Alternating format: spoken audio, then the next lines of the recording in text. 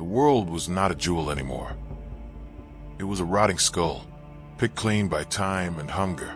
Below the skeletal remains of Gotham, deep within the impervious rock of the earth, Bruce Wayne sat in self-imposed exile. The Batcave, once a marvel of technology and vigilance, felt like a mausoleum.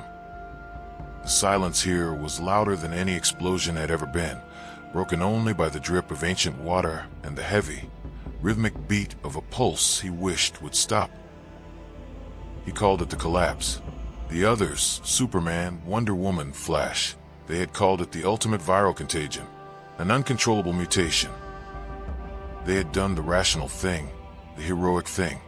They saved a few thousand lucky souls, boarded the Ark, and punched a hole through the void toward a new habitable star. Bruce had watched the shimmer of the departing spaceship from his most remote satellite feed, a self-imposed punishment. The virus, the walking death, the thing that had turned humanity into feral, tearing corpses. He believed it was his fault. A rogue bioweapon, a containment breach, a calculated risk taken to counter some minor threat that had snowballed into global obliteration. The details no longer mattered, the outcome did.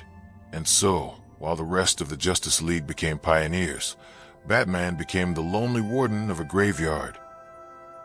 Metropolis was a flat stretch of overgrown concrete.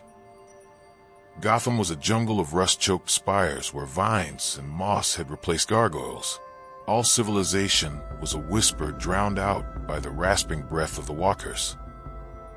The few survivors lived like rats in dark crevices, fighting over dwindling caches of freeze-dried food and clean water, constantly hunted by the walkers and the increasing scourge of savage, cannibalistic raiders. Night after night, the Dark Knight sat. The Bat computer ran perpetually, collecting atmospheric data, walker migration patterns, and distress signals. Most signals were static, echoes of a dead world. Bruce welcomed the pain. It was proof he still felt, still remembered Alfred, still remembered the faces of the millions lost. A flicker of kindness. Then, 3 weeks after the last recorded thermal signature of a non-infected human died out in the Rockies, the console flashed. It wasn't a broadcast. It was an anomaly. A sequential burst of low-frequency radio waves registered by one of the antiquated military sensor arrays he had kept active in what used to be Pennsylvania. It was faint, distorted by atmospheric dust and the electromagnetic decay of the world, but undeniably patterned. It wasn't random noise. It was impossibly an S.O.S. Bruce ignored it. He monitored it. The signal repeated every 6 hours, lasting exactly 90 seconds. It was too far, too unlikely, too late. He was here to atone, not to resume a mission of saving a species he had failed. But the signal persisted.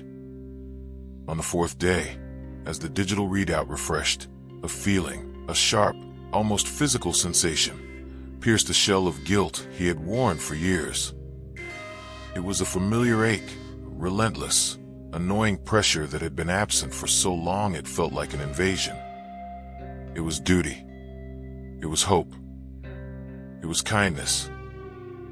A ghost of a smile, cold and grim, touched his lips. Maybe I deserve to fail one more time. He moved, decades of training overriding the years of apathy. The cowl came down, locking him back into the persona of the machine.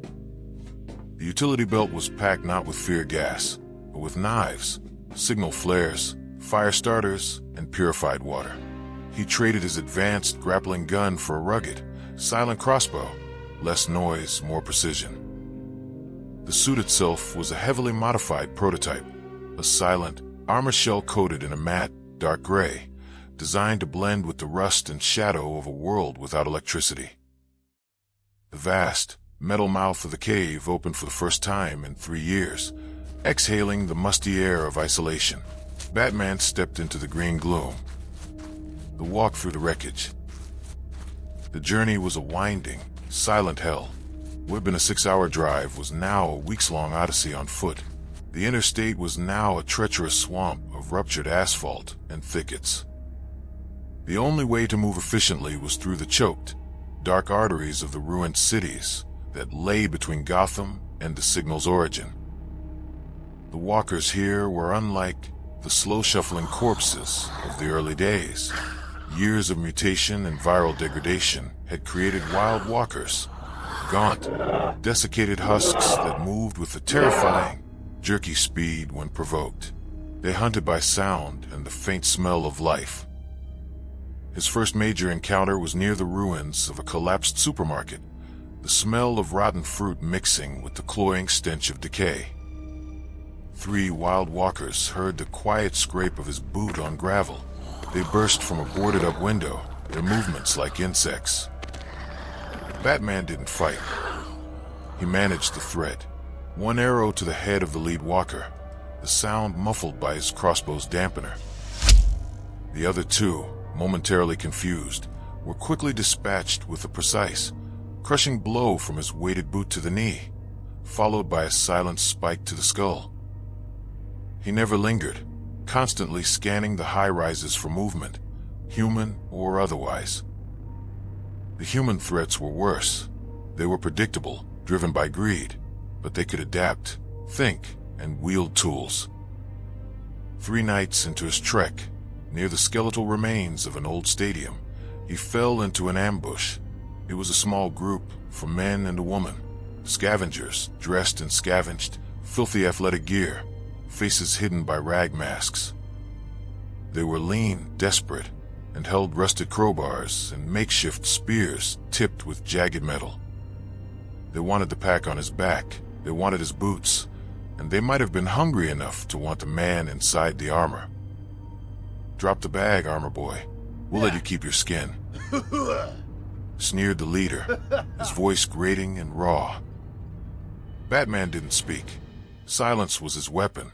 He threw a smoke pellet, not the bright, blinding kind, the low-burning, odor-masking cloud that confused their simple tactics and masked dissent from nearby walkers.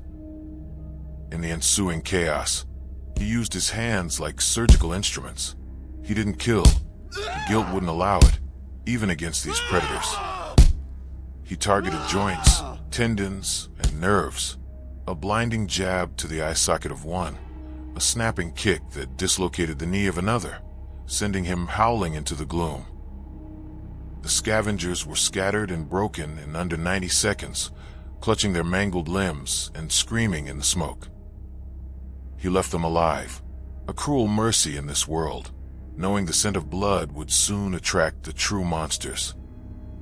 Days blurred into a monotonous cycle of silence, tension, and survival. He crossed rivers, navigated collapsed tunnels, and slept standing up in trees, the sounds of the night a constant reminder of the apocalypse. He fought off a horde of 20 walkers in a subterranean car park, using the structure's wreckage and his knowledge of acoustics to manage the stampede, collapsing a ramp onto them before retreating into the ventilation shafts. He pushed his body past the breaking point, the pain in his muscles a constant, familiar companion. He was no longer Bruce Wayne, a man grieving and alone. He was a creature of the night, moving through the ruin he had allowed to happen, chasing a signal that might be a trap, a hoax, or simply a phantom. Finally, after what felt like a lifetime of crawling through the wreckage of civilization, the final set of coordinates were only a mile away. He was standing on a bluff overlooking a deep ravine, at the bottom of which a small, broken cluster of buildings stood. They were surrounded by a wall fashioned crudely from scrap metal and rusted shipping containers, a true sanctuary. And then he heard it, not the signal, but human voices high-pitched with terror, followed by the wet, sickening sounds of tearing flesh and the guttural, hungry moans of a fresh attack. The last outpost of hope was under siege. Batman dropped into the ravine, the sound of his armored boots swallowed by the chaos below, running toward the final point of the transmission, ready to face the world he had sworn to protect, no matter the cost.